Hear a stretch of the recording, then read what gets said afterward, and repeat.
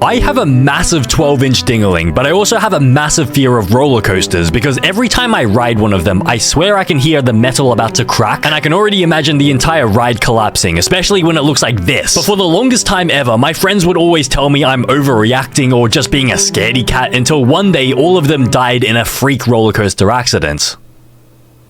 I'm just kidding, but these people did. The worst roller coaster deaths in history by Simple Paint. The Derby Racer. In 1911, the Derby Racer opened at Revere Beach, Massachusetts. It featured 2 parallel tracks where trains raced against each other in a figure-8 pattern. The ride had no restraints, no speed controls, and basic wooden construction. Great. Now this is the perfect recipe. Passengers simply held on as the trains raced around curves and hills. Oh my god. Within weeks of opening, disaster struck. A man was thrown from his car during a turn and died. I'm surprised it took weeks. Like, they said weeks later, weeks after opening. Like, I'm surprised it didn't happen within the first few days. Like, instead of weeks after opening, I was sort of expecting days after opening this happened. You're not even gonna have any, like, seatbelt or anything? Later that year, the company's own treasurer was killed. He had stood up in his car to lecture passengers about safety when he was ejected from the ride. Bro, is this guy actually serious? He stood up while the ride was moving to lecture other people about safety, and then he's the one that dies? Of course he dies, because that is the most unsafe thing you can do. Never stand up on a roller coaster while it's moving. And I assume the other people who were being unsafe, who weren't following the safety procedures, I assume those people didn't die because they were still more safe than what you were doing. Authorities closed the coaster and demanded safety improvements. The owners installed primitive brakes and lap bars before reopening, but the deaths continued. On a busy day in 1917, a man lost his hat during the ride. He tried to retrieve it and fell out of his car on a high incline. He landed on the adjacent track. The other racing trains struck him at full speed. The wreckage told the story. The impact broke nearly every bone in his body. He died shortly after. He died shortly after? He didn't die immediately on impact, so he suffered there for a little bit with all his bones broken? Another passenger was thrown from the train in 1929. Despite 3 confirmed deaths and numerous injuries, the Derby Racer continued operating for 25 years. Each incident led to minor modifications, but the fundamental design remained dangerous. The ride's license was revoked and reinstated multiple times as authorities struggled with the deadly attraction. The Derby Racer finally closed in 1936 when it was replaced by a newer model. It became known as one of the most dangerous roller coasters ever built. Bro, you're telling me it took them 25 years to figure out that this ride was too dangerous to be, let out for the public to use? Every single death, they do a tiny patch to the actual roller coaster. Like, if someone dies, they sort of nerf the roller coaster. But if not many people have died in the past few months, then, they buff the roller coaster and make it even more dangerous. So it's a game of cat and mouse. They're buffing and nerfing the roller coaster to try and, create equilibrium with, the number of deaths on the roller coaster. That is some messed up behavior. Who even ran this roller coaster? The Mindbender. On June 14th, 1986, the West Edmonton Mall in Alberta was packed with visitors. The mall housed an indoor amusement park featuring the Mindbender, a triple-loop steel roller coaster. The Mindbender had 4 cars connected in a train. It reached speeds of 60 miles per hour and took passengers through 3 complete loops. The ride had passed a safety inspection the day before. That evening, Rod Chico and 3 friends climbed into the last car of the train. The train launched and completed the first 2 loops. As it entered the 3rd loop, 4 cap screws in the wheel assembly failed. The last car began to fishtail wildly. The wheel detached from the track. The car derailed completely. The lap bar restraints unlocked, ejecting all 4 passengers 30 feet to the concrete floor below. The train, slowed by the derailment, rolled backwards and crashed into a concrete support pillar. Rescuers found 3 passengers dead. Rod Chico survived, but was critically injured. Both his legs were shattered, along with his ribs, shoulder, pelvis, and lower back. His body was folded in half from the impact. Damn, so I guess instead of getting his mind bended, he got his body bended. I shouldn't really be laughing about that. That is not funny at all. He spent months learning to walk again. The investigation found design flaws in the wheel assembly and inadequate maintenance. The cap screws had worked loose over time. The Mindbender was closed for months while engineers redesigned the system. When it reopened, anti-rollback devices were installed, seatbelts were added, and the train was reduced from 4 cars to 3. The accident became Canada's worst roller coaster disaster. But do you think the real reason why they replaced it from 4 cars to 3 cars is because maybe they couldn't find any more screws to screw back the thing in the 4th car? Like when the 4th car detached, maybe there were no more of these screws in the country, and so they physically couldn't add like that 4th card anymore. They had to just cut it down to 3 because there were no more screws left. But I mean, this is concerning because the day before it passed a safety check. Because what sort of safety check was this guy doing? Like, was he doing a VR roller coaster safety check? The Big Dipper. On May 30th, 1972, a warm Tuesday afternoon in London, schools had just broken up for half-term, and Battersea Fun Fair was packed.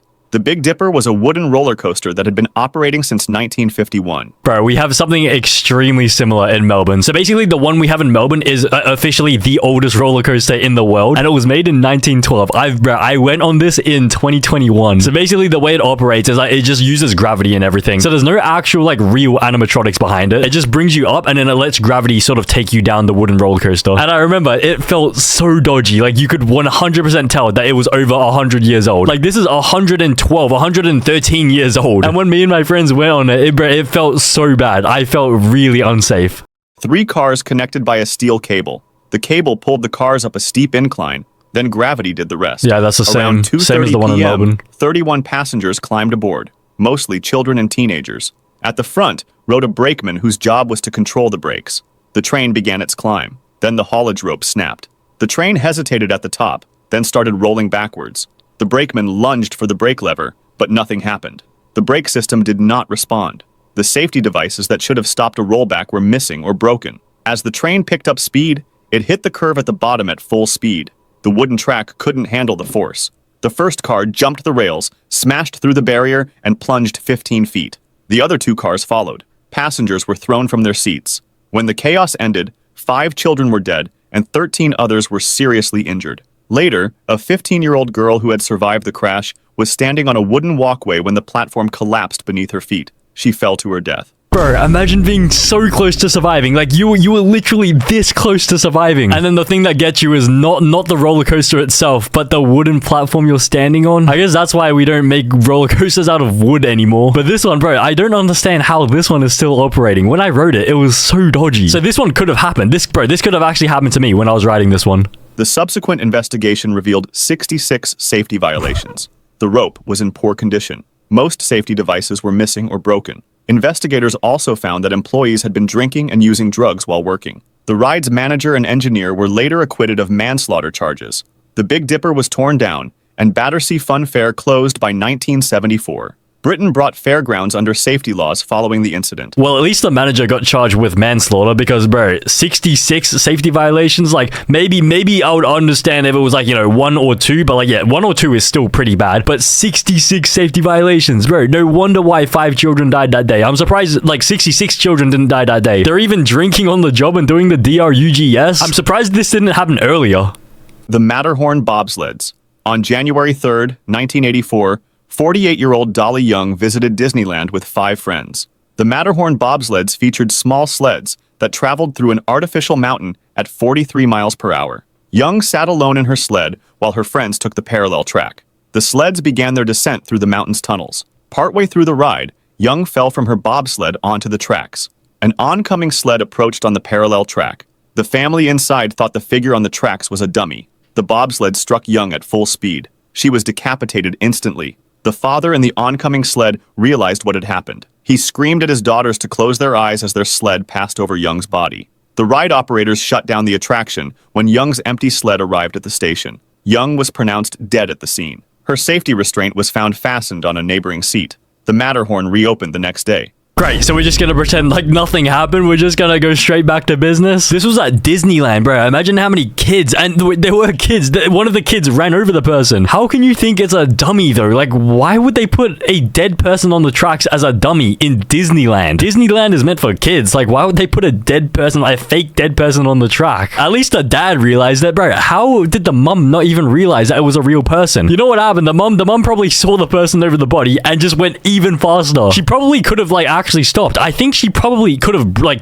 put the brakes on. She could have prevented this death. I hope she got charged for it. Because how can you make that crucial like mental error to like mistake someone for a dummy? It was 1984 as well. Do you think in 1984 the dummies looked that good? Like in 1984, I'm pretty sure this is what your dummies looked like. They obviously looked fake. And so of course this person couldn't have been a dummy. Jesus Christ.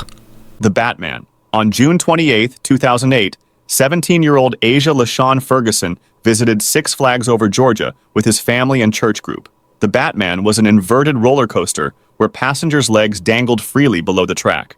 During his ride, Ferguson's hat flew off his head. After the ride ended, he wanted to retrieve it.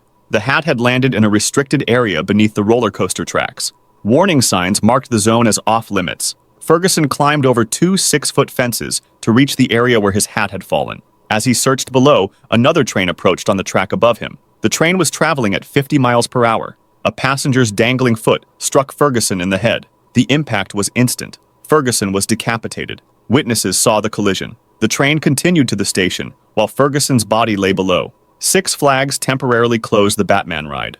It reopened the following day. The park added security around restricted areas and more warning signs. I mean, is it really that necessary to add even more warning signs? Like, I feel like this isn't this enough? If you have warning signs that say do not enter, like, shouldn't you just not enter it? Like, do you really think the reason why he climbed over there was because, like, maybe there weren't enough warning signs? Because you already did enough. You added a massive fence, you added warning signs. I feel like even if there were, like, 100 warning signs, like, over here, I feel like he still would have jumped the fence anyways, because he wanted that hat so badly. It's just a hat, bro. Like, unless it's like a goon hat, like a sacred goon hat that you just goon into. But I mean, what about the guy whose foot hit him in the head? Like, for someone's foot to hit you in the head so hard that it decapitates you, surely that guy's foot, like, got amputated from his leg. So I feel more sorry for this guy. Like, this guy's completely innocent, and now he has to live with the guilt of, like, accidentally decapitating someone who shouldn't have been here to begin with. So honestly, frick this guy. Like, genuinely, frick this guy. This guy caused unnecessary trauma to, like, an innocent dude over here. Like, just think about this guy. Like, this, bro, I feel so sorry for this guy.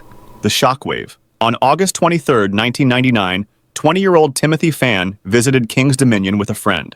The Shockwave was a stand-up roller coaster. Passengers stood upright, secured by shoulder harnesses and waist bars. Okay, this is the first red flag. A roller coaster where you have to stand up. What if you've been walking all day and you need like a rest? You need somewhere to sit down. Like you want to sit down on the roller coaster. And also, aren't everyone different heights as well? Like when you're sitting down, everyone is roughly the same height. But when you're standing up, I swear some people are going to be like, they're going to be too loose for the actual like harnesses. I swear someone's going to be too short and they're going to like slip out of it. Fan boarded the 6-car train. As the train climbed the lift hill and began its descent, witnesses noticed something wrong. Fan was wiggling and struggling against his restraints. He managed to work one arm free from the shoulder harness. His body began to contort sideways as the train gained speed through the course. Near the end of the ride, the coaster entered a 180-degree curve. The forces acting on Fan's body proved too powerful. He was violently ejected from the train and thrown 40 feet onto a catwalk beside the tracks. Fan died instantly from head trauma. When the train returned to the station, Fan's restraints were still locked. He had deliberately worked himself free during the ride. The Shockwave reopened 3 days later. Great, so we're just gonna pretend nothing happened. 3 days later, it's back to business. So technically, there was nothing wrong. Like, there was nothing wrong with the actual ride itself. But it's just that this guy intentionally, like, snuck himself out of the actual restraints. So it's his fault. It's literally his fault. Why would he do this? Like, does he get, like, an extra thrill out of doing it? Like, does it make it more scary? And he's 20 years old as well. Surely his brain has developed enough by that stage that, like, he would know it is dangerous to, like, get out of the roller coaster restraints. Or maybe this could have been his, like, first time on a roller coaster and he felt, like, a little bit, like, claustrophobic. But even then, doesn't human instinct tell you that, like, perhaps it's a little bit dangerous to get out of the roller coaster safety harness? The Big Dipper 2. On July 24th, 1930, a hot summer day in Omaha, Nebraska, Krug Park was packed with visitors. The Big Dipper was a wooden roller coaster. 4 cars connected in a train. The ride pulled passengers up the first hill, then gravity did the rest. That afternoon, 23 passengers filled the 4 cars. Among them were Gladys Lundgren, C.H. Stout, Anthony Politica, and 15-year-old Ruth Frell. The train began its climb up the first hill. Then a bolt in the brake mechanism worked loose and jammed one of the wheels. The first car jumped the track. It broke through the guardrail and plunged 35 feet to the ground. The other 3 cars were dragged off behind it. Passengers were thrown from their seats or crushed beneath the derailed cars. The impact was devastating. 4 people were dead and 19 others were seriously injured, but the crowd of spectators had surged forward to see what happened. Thousands of people surrounded the crash Oh, they site, got hit? blocking emergency access. Ambulances arrived, but couldn't reach the victims. Police were forced to break down sections of the park fence to create routes for medical personnel. I mean, Jesus Christ, mate. Like, you know what? Maybe more of them would have survived if that crowd hadn't formed, because then the paramedics would have been able to get to them, like, faster. But I mean, the fact that there's another one, the Big Dipper 2, like, there are 2 instances of this. Like, perhaps maybe we should just tear down every single wooden roller coaster, like, even this one, because there is no way they are safe. Like, they only have one mechanism that goes up, and then there's gravity that does the rest. And this is the exact same thing that happened last time as well. It was the front carriage that, like, dragged down the rest as well. The investigation found that the loose bolt had caused the wheel to lock up, forcing the car off the rails. Krug Park never recovered. Attendance dropped, and the park closed by 1940. The city of Omaha banned roller coasters for years afterwards. The site was later converted into a public park with no rides. The Big Dipper accident became known as the deadliest roller coaster disaster in U.S. history at that time. And honestly, this is what should happen after every roller coaster incident. Omaha is not ready for roller coasters, so we should just ban them. The Wild Wonder. On August 28, 1999, Kimberly Bailey and her 8-year-old daughter Jessica visited Jillian's Wonderland Pier in Ocean City, New Jersey. The Wild Wonder was a small steel roller coaster. Individual cars were pulled up a 40-foot incline before rolling through the course. Bailey and Jessica climbed into one of the cars. As their car neared the top of the lift hill, the anti-rollback mechanism failed. The car lost contact with the lift chain and began rolling backwards down the incline. The car gained speed as it hurtled toward the station. It crashed violently into the loading area at the bottom. Bailey and Jessica were thrown from the car. Both died instantly. The park had replaced the coaster's anti-rollback device with an unapproved, locally made part. The faulty component had failed to engage. The Wild Wonder was shut down and removed. But I mean, did they sue? Like, did they sue? Actually, wait, it's kind of hard for the mom to sue when she's unfortunately dead. But it took out her daughter as well. That is actually horrible. Because isn't the anti-rollback mechanism the most important part of a roller coaster? Like, that is the main safety feature of roller coasters. We have the brakes and the anti-rollback. Like, those are the top 2 things you need in a roller coaster. Like, you would prioritize like a top tier anti-rollback as opposed to, like, you know, prioritizing a really fast engine. But instead, these people just got an anti-rollback from Temu instead. They didn't want to pay the big bucks for a USA made one. They just got some random one made in the sweatshop in China. The Rough Riders. In 1910, the Rough Riders roller coaster opened at Coney Island. The ride featured an electric-powered system where the motorman controlled speed with a throttle. That first year, the train derailed on a sharp curve. 17 passengers were thrown from the track. 3 people were dead, and many others were seriously injured. And who do we have to blame? The only man who can control the thing. This guy is controlling the speed with a throttle. I hope this guy got charged with, like, manslaughter. He was probably, like, trying to test the limits. Like, he's trying to think, like, how fast can I go before it actually tips over? And then when it actually does tip over, it kills 3 people. Coney Island officials made minor improvements, but the ride continued operating. 5 years later, on July 27, 1915, 6 passengers boarded the Rough Riders. As the train gained speed down a steep incline, it approached a sharp turn. The motorman took the turn too fast. The train's wheels left the track. The car flipped on its side 30 feet in the air. Passengers were hurled into an iron railing and fell to the ground below. The damage was severe. 3 riders were killed by the fall. 2 others clung to the wrecked car until police rescued them. A woman and her son survived by hanging onto the handrail. A bystander on the ground was struck by a falling body. The Rough Riders had now killed 6 people in 5 years. The ride was shut down after the 1915 accident and dismantled within a few years. The repeated tragedies helped establish early safety regulations at Coney Island, including requirements for better braking systems and restraints. God damn, they really stayed true to their name, the Rough Riders. But I think the operator was a little bit too rough with it, so I guess he never got charged with anything. But isn't he directly responsible for all these deaths? Like, he is the Rough Rider. He went too fast around the corner. Like, if he had gone slower around the corner, then, like, this wouldn't have happened. It's not like you can blame the AI or, like, the computer for, like you know, just going on its set track. So this guy has to be held liable for it. Like, it is literally his fault. The Fujin Raijin 2. On May 5, 2007, Expoland Amusement Park in Osaka was packed with visitors for Children's Day. Fujin Raijin 2 was a stand-up roller coaster. 20 passengers boarded the 6-car train, including 19-year-old university student Yoshino Kogawara. The train launched and began its course. As it traveled 131 feet above the ground, passengers heard a loud crack. The second car suddenly derailed. The wheel axle had snapped, causing the car to tilt violently. Kogawara was thrown against the guardrail at high speed. She struck her head and was killed instantly. The derailed car dragged the rest of the train for 984 feet before stopping. 19 other passengers were injured. The investigation revealed extreme negligence. The park had skipped annual maintenance in 2007. The wheel axle had not been replaced in 15 years. Park officials had reported the axle as good condition, based only on visual inspection. The axle had cracked from metal fatigue. Proper testing would have detected the crack, but Expoland had bypassed all safety requirements. Expoland's attendance collapsed after the accident. The park briefly reopened but closed permanently in 2009 as the owners declared bankruptcy. The axle was in good condition, bro. They did their visual inspection, yet it still had cracks in it. So I don't even think this guy even did a visual inspection to begin with. Because if he had done a visual inspection, he would have seen the cracks. So I think he just did no inspection, and he just said that he said, oh yeah, I did. Like I had a look at it, bro. He did not have a single look at it. But this is extremely concerning. No annual maintenance, and the axle hadn't been replaced in 15 years. This could be any roller coaster out there. Like, you never know. It's not like it's like on a public database when the last time they had like their inspections and everything. Like, every time you're going to a theme park, you're sort of trusting that they've actually done the annual maintenance and all that stuff. And there's no way for you to know. Like, there's literally no way for you to actually know when the last maintenance was done. That's why you're kind of like taking a gamble every time you go to a theme park, because you don't know if they've done their actual safety checks or anything. The Son of Beast. In 2000, Kings Island opened Son of Beast, a wooden roller coaster that reached speeds of 78 miles per hour. Okay, first red flag. It's a wooden roller coaster, so no metal on it at all, and it can reach 125 kilometers per hour. I don't think wood is the best material to use for those speeds. And because it's a wooden roller coaster, it means that like there's barely any like electronics in it, and it's basically gravity doing most of the work. And so of course there was going to be a death on this. The ride had problems from the start, with track malfunctions and rough jolting. In 2001, riders suffered broken vertebrae and a broken neck.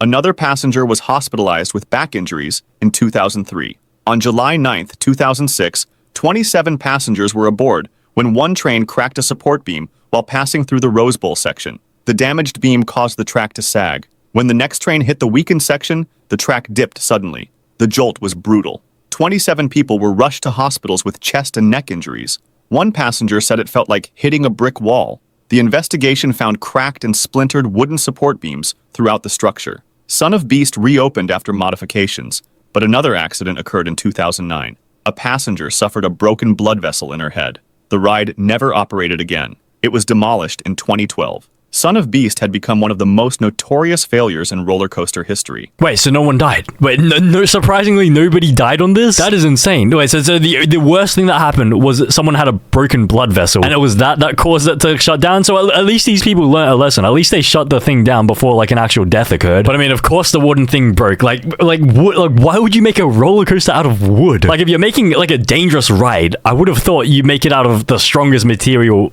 economically possible. Like, would you trust wood to save your life as opposed to metal? But I guess the wood was strong enough to break people's spines and necks, though. The Cobra. In 2008, the Cobra roller coaster opened at Tivoli Friheden Amusement Park in Aarhus, Denmark. Months after opening, the front car detached from the track. 4 young riders were injured with fractures and concussions. The park made repairs, and the Cobra continued operating. On July 14, 2022, riders felt a jolt and heard cracking metal as the train went through its course. The rear car broke off from the track. The last row of seats detached and hung off the side of the coaster. A 14-year-old girl in the rear car was thrown and killed. A 13-year-old boy next to her suffered a hand injury, but survived. The train ground to a halt. Park staff evacuated the area. What, so instead of helping people in here, the park staff just evacuated themselves? They got out of there themselves? They just ran away from the scene so that they wouldn't be associated with it? They can't be charged with any death? The girl could not be saved. The same structural flaw had now caused 2 major accidents. Tivoli Friheden dismantled the Cobra the next day, and the ride was permanently closed. The Cobra had failed twice in identical fashion over 14 years of operation. I mean, the fact that they could disassemble the whole thing in a single day, I mean, isn't that a little bit telling? Like, what if after the first incident, they were about to dismember it, but then they thought, you know what, let's just continue running it, let's give it another chance. But like, they'd already like had the plans and they had the staff ready to like disassemble it, and then only after the second death, they like put those plans into action. They had the same staff was still working there. They had like this, they used the exact same plan. They used the same blueprint as they did like 14 years ago to like sort of dismember the whole thing because they knew it was so dangerous already.